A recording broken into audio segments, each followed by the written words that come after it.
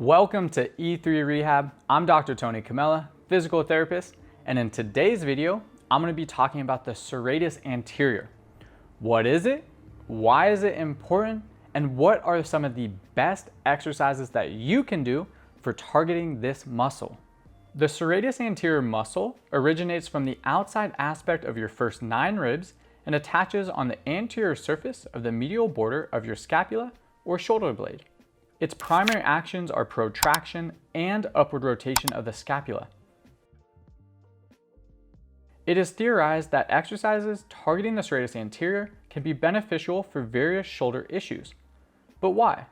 Is it because the muscle is getting stronger? You're improving awareness of your shoulder blade movement? You are adding more variability to your training? Or is it because in order to do these, you temporarily remove aggravating exercises and allow sensitive tissues to calm down?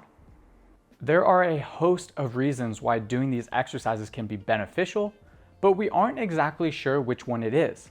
It could be one of these, all of these, none of these, or even something completely different.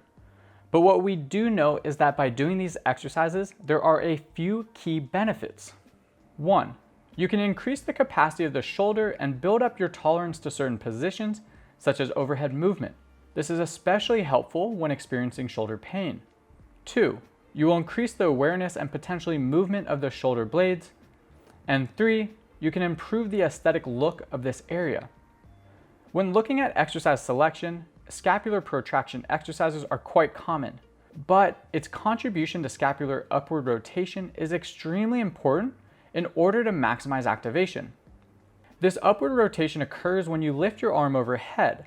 Several studies have shown there's an increase in serratus anterior activation with increased angles of shoulder elevation.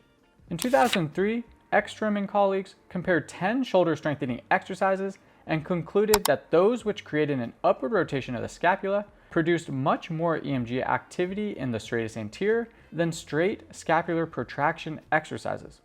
Therefore, some of the best exercises you can do for targeting the serratus anterior will involve some degree of scapular protraction and upward rotation.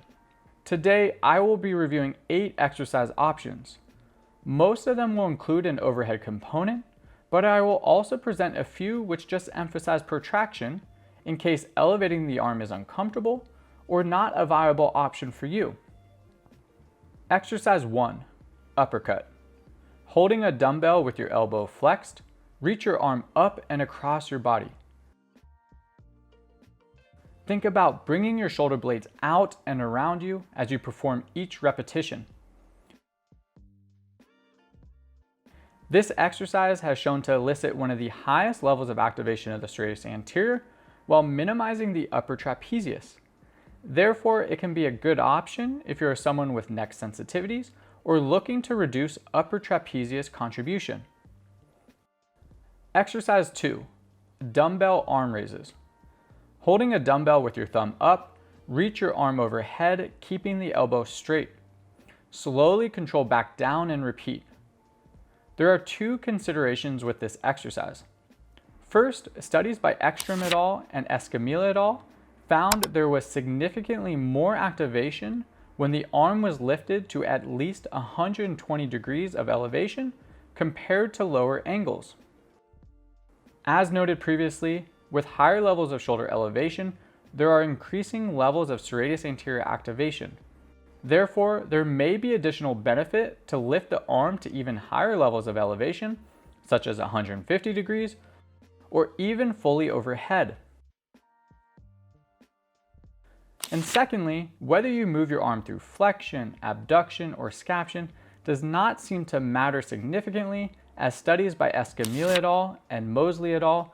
Found there were high levels of activation of the serratus anterior with all 3.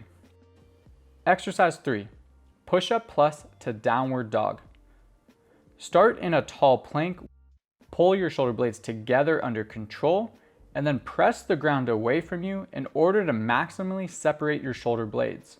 At the top, sit your hips back so your arms move overhead, keeping the elbow straight. Transition back to the tall plank position with shoulder blades still maximally protracted. Slowly pull your shoulder blades back together and repeat.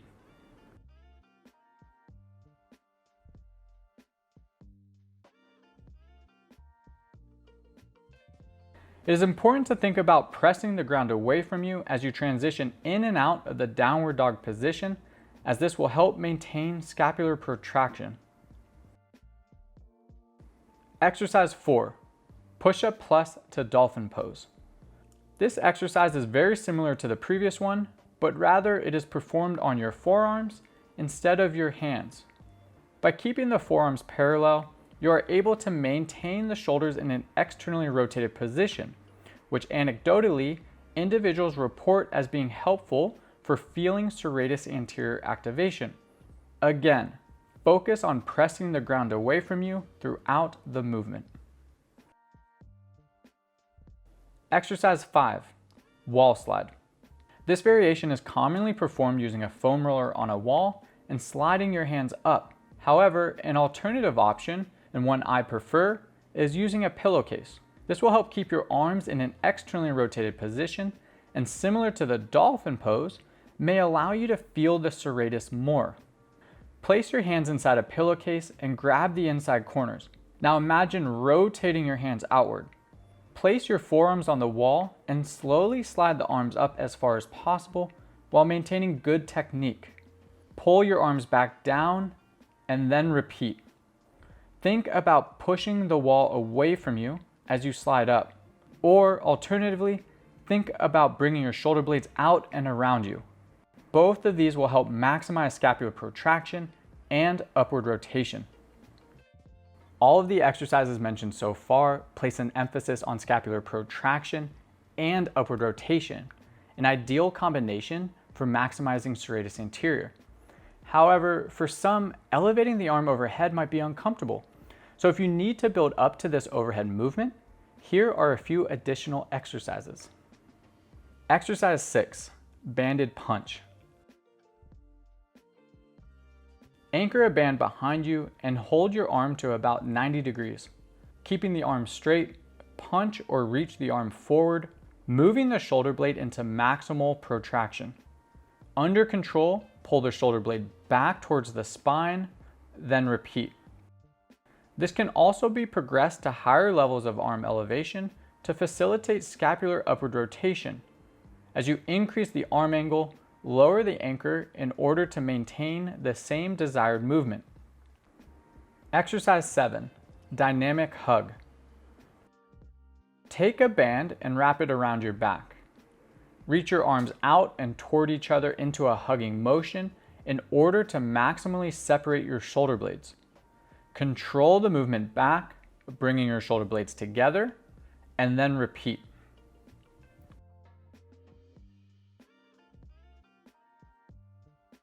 Exercise 8, push-up plus. This is arguably one of the more popular serratus anterior exercises. Although including shoulder elevation is more optimal, such as the downward dog variation, this can still be a viable option for focusing on closed chain scapular protraction. Start in a tall plank with feet, hips, and shoulders in a straight line.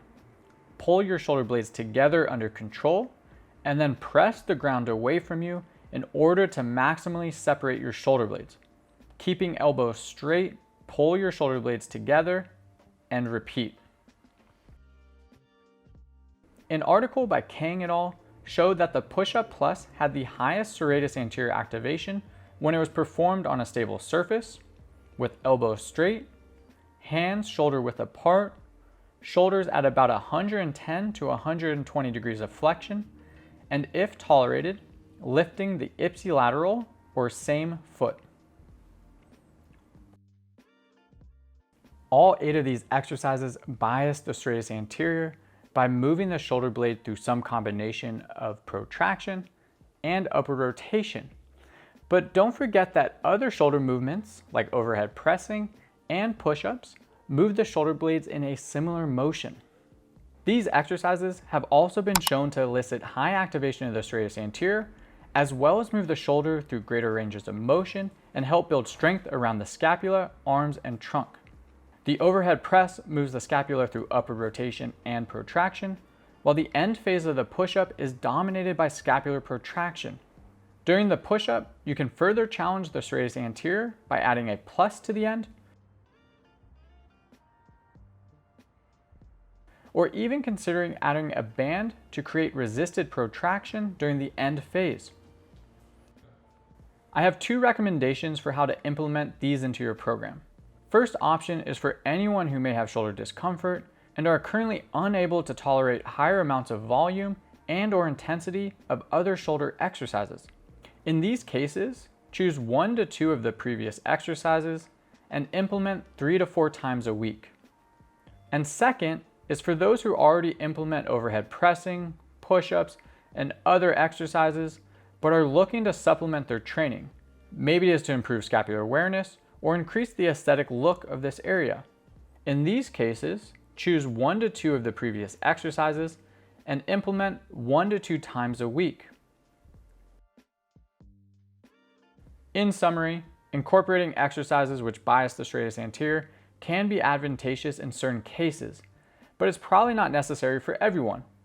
Compound exercises like overhead pressing and push-ups are likely sufficient as they demonstrate high activation of the serratus, as well as challenge other muscles of the upper extremity.